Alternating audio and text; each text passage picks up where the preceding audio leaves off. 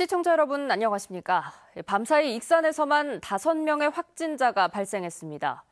이 가운데 1명은 감염원을 파악 중이고 나머지 4명은 전북의 101번째 환자인 50대 여성 방문 판매업자에 감염된 것으로 추정됩니다. 어제 보도해드렸듯이 101번 확진자는 의심 증상이 나타난 뒤에도 무려 열흘 동안 평소와 다름없이 활동한 것으로 밝혀져 큰 우려를 낳았습니다. 그런데 이 여성과 접촉한 익산의 거주자 4명이 밤새 잇따라 감염된 것으로 보입니다. 먼저 집단 감염을 유발한 것으로 예상되는 101번 방문 판매업자의 내용을 송창용 기자가 보도합니다. 전주에 있는 한 상가 건물입니다. 이곳 2층의 사무실에서 일하던 50대 여성이 코로나19 확진 판정을 받았습니다. 전북 101번째 환자입니다. 이 여성은 SNS와 인터넷 등 온라인으로 화장품 등을 판매해온 것으로 조사됐습니다. 2주 전에 이사 왔어요. 별로 사람이 왔다 갔다 안 했거든요. 그럼 나한테로는 많이 왔다 갔다. 이 여성은 코로나 의심 증상이 나타난 뒤에도 무려 열흘 동안이나 평소처럼 외부 활동을 한 것으로 확인됐습니다. 지난 5일부터 기침과 가래 등이 나타났지만 코로나 검사를 받지 않았습니다. 대신 7일과 10일 2차례에 걸쳐 동네 병원을 찾았고 평소와 다름없이 마트와 음식점, 편의점 등을 다녔습니다. 코로나 확진 판정을 받은 뒤 이뤄진 접촉자 검사에서 가족 3명은 일단 음성 판정을 받았지만 감염 확산에 대한 우려가 나오는 상황입니다. 약을 복용을 하셔도 개선이 안 되기 때문에 지속이 됐기 때문에 검사를 받으신 겁니다. 전라북도는 이 여성이 어떻게 감염됐는지 파악하기 위해 동선을 조사하고 있습니다. 또 카드 사용 내역과 휴대전화를 추적해 접촉자들을 찾고 있습니다. JTBC 뉴스 송창용입니다. 조금 전에 말씀드렸듯 밤사이 익산에서만 5명의 확진자가 추가됐습니다. 먼저 102번 확진자는 익산의 60대 남성으로 이 남성은 지난 12일부터 메스꺼움 같은 의심 증상이 나타났습니다. 이 남성은 의심 증상이 나타나기 전인 7일부터 엿새 동안 서울을 방문했고 증상이 나타난 뒤에는 당구장과 호프집 등을 다닌 것으로 파악됐습니다. 전북의 101번째 확진자, 즉 50대 여성 방문 판매업자에 감염된 익산 거주자는 모두 4명입니다. 이들 4명은 60대 남성 1명과 50대 여성 3명으로 알려졌습니다. 이들 확진자는 방문 판매업자가 지난주 금요일인 11일 오후 익산의 마트와 식당을 다녔는데 이때 감염된 것으로 추정됩니다. 익산시는 역학조사가 진행 중이라며 동선이 나오는 대로 신속하게 공지하겠다고 밝혔습니다. 이로써 지금까지 전북의 누적 확진자는 모두 106명으로 늘었습니다. 코로나19 재확산으로 올 추석에는 모두를 위해 거리를 두자는 분위기가 확산하고 있습니다. 부모들은 일찌감치 자녀들의 고향 방문을 말리고 나섰고 전라북도는 따뜻한 거리 두기에 동참해달라고 호소했습니다. 주희인 기자입니다. 딸 둘에 아들 하나를 둔 홍순남 씨. 타지에 사는 자녀들 생각에 추석 명절을 누구보다 기다렸지만 올해는 만남을 잠시 미루기로 했습니다. 아쉬운 마음을 영상통화로 달래봅니다. 내려오지 말고 집에서 쉬고 다음에 며칠 더 있다가 코로나 좀 잠잠해지면 엄마 생일 겸 그때 내려오느라. 마스크 쓰시고 손실 쓰시고. 그래 감사하고. 명절 끝나고 내려갈게요. 완주군 이서면의 주민들은 고향 방문을 자제하자는 홍보 활동도 펼쳤습니다. 아쉽기는 해죠. 하지만 어쩌겠습니까? 같이 살아야 하니까. 다음에 만나게요. 전주의 한 추모관은 한 달 동안 예배실, 재래실 등 감염 우려가 큰 공용 공간을 폐쇄하기로 했습니다. 방문객은 한 차례에 50명씩, 머무는 시간은 10분으로 제한했습니다. 명절 연휴에 붐빌 것을 우려해 일찌감치 추모관을 찾은 가족들도 있습니다. 코로나 때문에 명절 때 사람들이 많이 밀릴 것 같아서 좀 한가한 시간에 오빠랑 같이 이렇게 오게 됐어요. 50분이 안에 입장해 계시면 다시 나가 기다려야 되기 때문에 아버지 기일도 되고 해서 겸사겸사해서 일찍 왔습니다. 송하진 도지사는 가족 간 전파 비율이 6배가 넘고 민족 대이동이 코로나19 확산의 불씨가 될 수 있다며 고향 방문 대신 전화 등으로 그리운 마음을 전하자고 호소했습니다. 사랑하는 가족을 위해, 공동체의 안녕을 위해, 코로나19 조기 안정화를 통한 경제 회복을 위해 이번 추석에는 조금 불편하시더라도 따뜻한 거리두기를 실천합시다.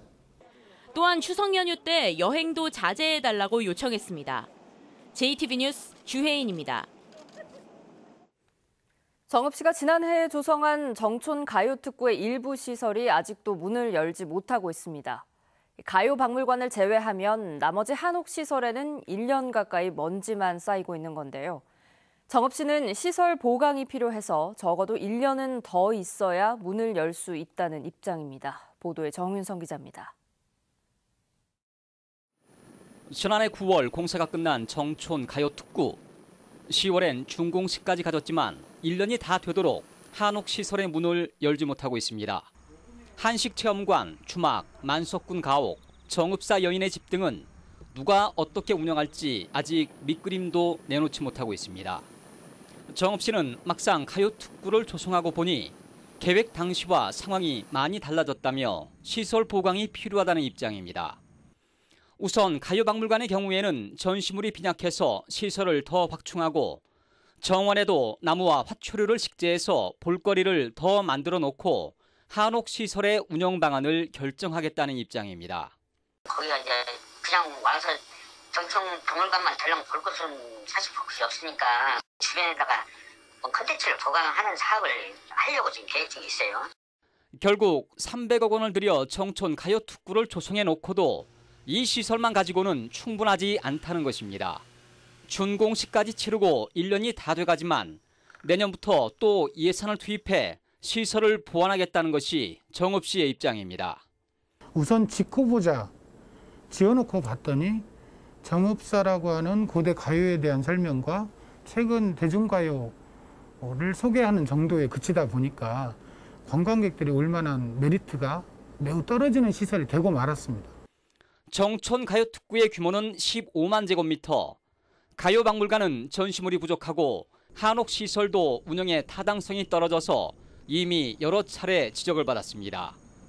2003년부터 300억 원을 투입해 17년 만에 공사가 끝났지만 사업계획이 부실해 1년을 더 기다려야 제대로 문을 여는 상황을 맞게 됐습니다. JTB 뉴스 정유정입니다. 김제 시민단체가 지난달부터 불륜과 늑장 징계로 얼룩진 김제시 의회 책임을 묻기 위해 온주현 의장에 대한 주민 소환 절차를 시작했습니다. 서명 보름 만에 기준 요건의 절반가량 서명을 받아 전북에서는 처음으로 주민 소환 투표가 치러질 가능성이 커졌습니다. 정원익 기자입니다. 김제시 의회 온주현 의장 주민 소환 추진위원회는 지난달 31일부터 주민들로부터 서명을 받고 있습니다. 2달 동안 김제시 나 선거구 유권자 2만 900여 명 가운데 20%인 4,200여 명의 서명을 받으면 주민 소환 투표를 청구할 수 있습니다. 이어 유권자의 3분의 1인 7천여 명이 투표해 과반인 3,500명가량이 찬성하면 온주현 의장의 의원직은 박탈됩니다. 추진위원회는 보름 만에 기준 요건 4,200여 명 가운데 절반가량의 서명을 받았다면서 다음 달까지 2천여 명만 더 모으면 주민 소환 투표가 가능하다고 밝혔습니다. 소환 투표 요건을 갖추는 데는 처음부터 자신이 있었고요. 저희가 목표를 하고 있는 건 실질적으로 투표에서 탄핵이 결정이 되는 수치 약 7천 명 정도 되는데 그 수치 이상의 서명을 받는 것이 목표입니다. 또 김제시 의회를 상대로 손해배상을 청구하는 공익소송단 모집도 시작할 예정입니다. 온주현 의장은 근거 없는 의혹으로 주민소환 운동이 벌어지고 있다고 반발했습니다. 제가 마치 의장 선거를 위해 제 명치를 지연시키다는 근거 없는 의혹으로 저에 대한 주민소환이 추진되는 것을 바라보며 안타까운 마음입니다. 주민소환제가 도입된 지난 2007년 이후 전북에서는 모두 3차례에 걸쳐 주민소환이 추진됐지만 실제 투표로 이어진 적은 없습니다. 하지만 불륜과 막말 그리고 늑장 징계로 얼룩진 김제시 의회의 경우 김제 시민들의 반발이 워낙 거세 온주현 의장에 대한 주민 소환 투표가 이루어질 가능성이 커 보입니다. JTB 뉴스 정원익입니다. 부안군이 지역 농산물을 활용한 농식품 가공업체 창업을 지원합니다. 순창 옥천 인재숙이 사관학교 1차 시험에서 9명의 합격자를 배출했습니다. 하원호 기자입니다. 직접 재배한 호부로 만든 수제 맥주, 버섯을 가공해 건강 기능식품을 만드는 업체 등 부안 지역 농식품 가공업체 4곳에 대한 지원이 이루어집니다. 부안군은 농산물 가공을 통해 농업 경쟁력을 높이고 지역 내 일자리 창출에 도움이 될 수 있도록 가공사업장 신축과 보수, 설비 구축 등을 지원할 계획입니다. 앞으로도 블루오션 시장에 도전할 가공창업 희망농업인과 영농조합법인을 위해 지속적으로 지원할 계획이며 내장산 임시주차장부터 내장사 왕조교까지 1.2km 구간의 우두칩 황토길이 조성됐습니다. 나무와 황토 등 자연 친화적 소재를 활용한 우두칩 황토길은 탄성력이 좋아 불편 없이 걸을 수 있습니다. 정읍시는 내장산 매표소 구간도 친환경 우두칩 황토길로 조성할 계획입니다. 사람과 자연이 함께 어우러진 우두칩 황토길을 통해 코로나19로 지친 시민과 관광객들이 몸과 마음을 재충전할 수 있길 바랍니다. 순창 옥천 인재숙이 올해 사관학교 1차 시험에서 육군 사관학교 2명, 해군 사관학교 4명 등 모두 9명의 합격생을 배출했습니다. 옥천 인재숙은 사관학교 지원학생을 위해 사관반을 별도 편성하고 주말 특강과 맞춤형 입시 컨설팅을 진행한 것이 효과를 거뒀다고 밝혔습니다. 임실군이 코로나19 장기화로 어려움을 겪고 있는 기업과 농가들을 돕기 위해 SNS를 활용한 비대면 특별 판촉 행사를 진행합니다. 오늘부터 20일까지 닷새간 임실군 유튜브와 SNS를 통해 임실앤 소시지 특별 세트를 20% 할인 판매하고 구매 고객 가운데 250명을 추첨해 임실치즈와 소시지를 선물로 증정합니다. JTB 뉴스 하원호입니다. 오늘 아침 신문 살펴봅니다. 먼저 전북일보입니다. 전주교도소가 계획보다 1년 늦은 2023년에 이전될 예정인 가운데 현재의 교도소 부지 활용 방안에 대해 전주시와 주민들의 의견이 엇갈리고 있습니다. 전주시는 현재 교도소 부지를 미술관이나 체험장 등으로 이용하겠다는 방안을 내놨지만 주민들은 개발이 필요하다는 입장입니다. 전주시는 시의회와 전문가 등으로 구성된 자문단의 의견을 들은 뒤 활용 방안을 결정하겠다고 밝혔습니다. 이어서 전북도민일보입니다. 등교 인원을 유초 중학교는 3분의 1, 고등학교는 3분의 2로 제한하는 조치가 다음 달 11일까지 이어집니다. 다만 비수도권의 경우 교육부와 협의를 거쳐 밀집도를 일부 완화할 수 있고 전교생 60명 이하의 소규모 학교는 등교 방식을 자율적으로 결정하게 됩니다. 다음으로 전라일보입니다. 전주시가 저소득 청년들의 주거 생활을 지원하기 위해 전북대학교 인근의 24가구의 청년 매입 임대주택을 제공하기로 했습니다. 전주시가 주택 매입과 공급, 운영까지 직접 맡습니다. 만 19세에서 39세의 대학생과 취업 준비생들은 주변 시세의 절반 이하로 주택을 이용할 수 있습니다. 마지막으로 새전북 신문입니다. 전북의 상업용 부동산 공실률이 전국 최고 수준을 기록했습니다. 한국감정원이 발표한 2분기 상업용 부동산 임대 동향 조사에 따르면 도내 사무실 공실률은 15.1%로 전국 평균보다 3.8%포인트 높았습니다. 중대형 상가는 16.6%, 소규모 상가는 12%의 공실률을 보였습니다. 지금까지 아침 신문 살펴봤습니다. 전북에는 어젯밤부터 5mm 안팎의 비가 내렸습니다. 오늘도 흐린 가운데 밤까지 비가 내리다 그치다를 반복하겠습니다. 이번 비는 내일 오후까지 이어지겠습니다. 예상 강우량은 5에서 40mm입니다. 오늘 아침 기온은 18도에서 20도를 보이고 있으며 낮 최고 기온은 25도에서 27도로 어제보다 1, 2도가량 낮겠습니다. 전주기상지청은 당분간 낮 최고 25도 안팎의 가을 날씨가 이어질 것으로 내다봤습니다. JTB 아침 뉴스를 마칩니다. 함께해 주신 여러분 고맙습니다.